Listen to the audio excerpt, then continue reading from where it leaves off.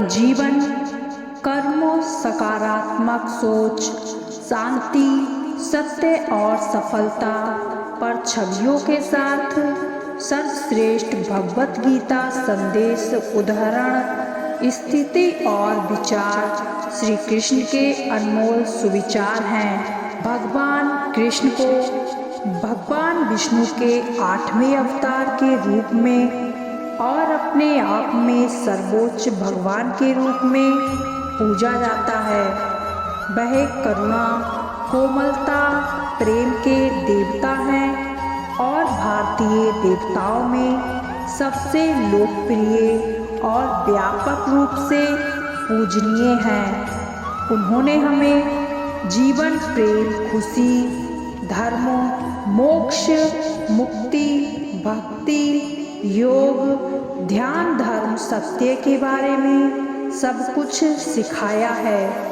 आइए जानते हैं श्री कृष्ण के श्री मुख से निकले कुछ अनमोल वचनों को।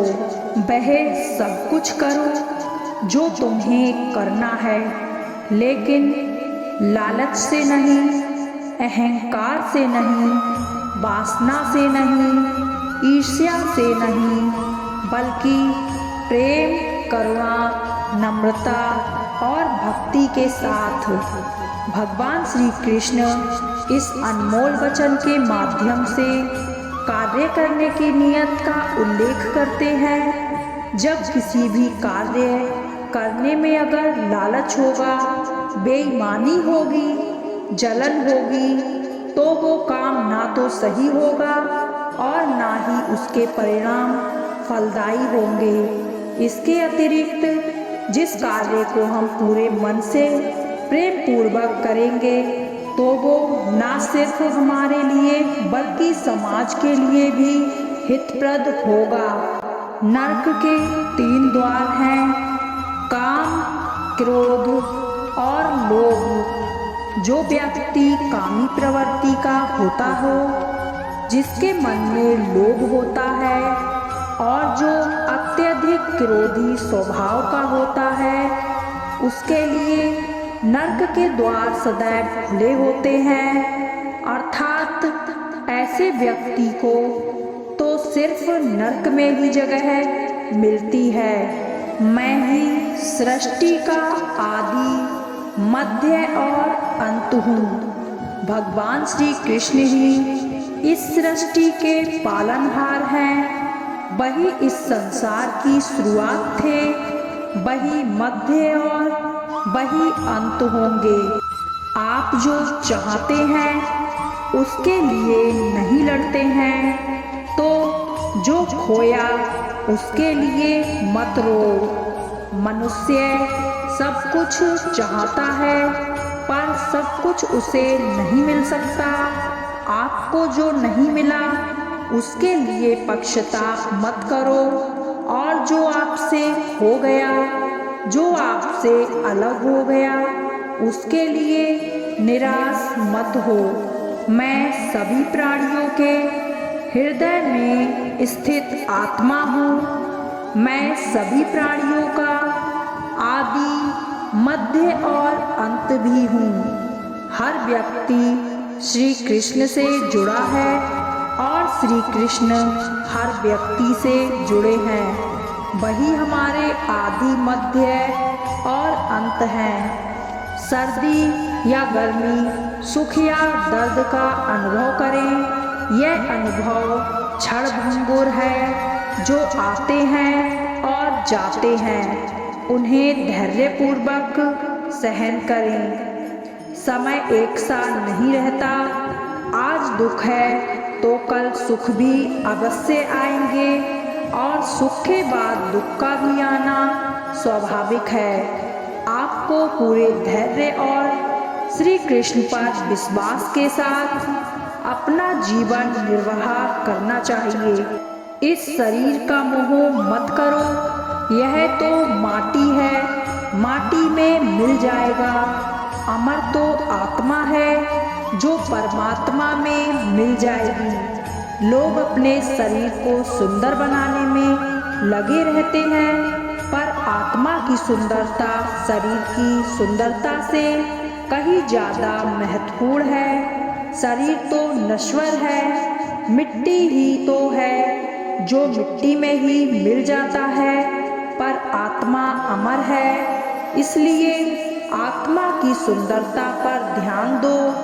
आत्मा की सुंदरता अपने को श्री कृष्ण में लीन करने में मिलती है।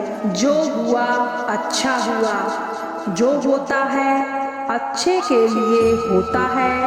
कभी कभी विपरीत परिस्थितियां हमारी वर्तमान स्थिति को अच्छा करने के लिए आती हैं। मन चंचल है, इसे और संयमित करना कठिन है, लेकिन यह अभ्यास से बस में हो जाता है।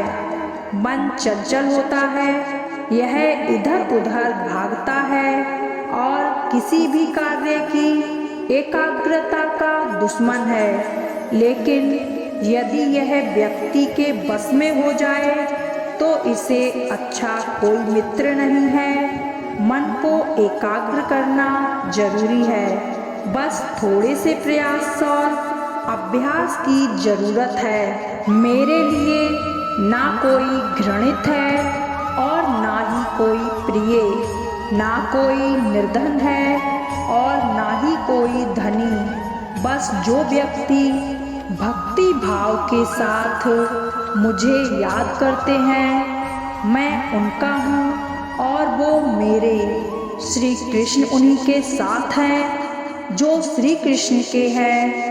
भगवान तो बस प्रेम भक्ति के भूखे हैं। जो भी उनकी भक्ति में लीन होता है, जो भी प्रेम से उन्हें याद करता है, वो सदैव उसका कल्याण करते हैं। मैं हमेशा तुम्हारे साथ और तुम्हारे आसपास रहता हूँ, चाहे तुम कुछ भी कर रहे हो। जब भी आप कोई बुरा कार्य करते हो या अच्छा कार्य करते हो, आपको लगता है कि कोई देख नहीं रहा, तो यहाँ श्री कृष्ण कहते हैं कि तुम जो भी कुछ कर रहे हो, मेरी दृष्टि सदैव तुम पर है। इसलिए आप यह मत समझें कि आप अकेले हैं, आपके साथ श्री कृष्ण सदैव हैं। जो कुछ हुआ अच्छे के लिए हुआ, जो हो रहा है अच्छे के लिए हो रहा है, जो होगा वह भी अच्छे के लिए ही होगा।